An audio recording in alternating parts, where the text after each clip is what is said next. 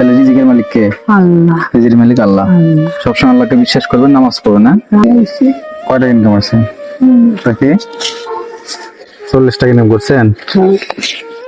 দিনে কয়টা ইনকাম হয়?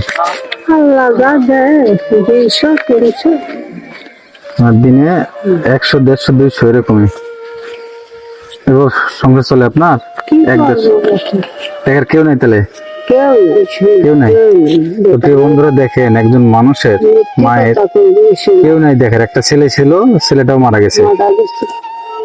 আসলে তো অনেক দুঃখ বিষয় হচ্ছে, আমি কি বলার কোন দুঃখ অনেক না তাই।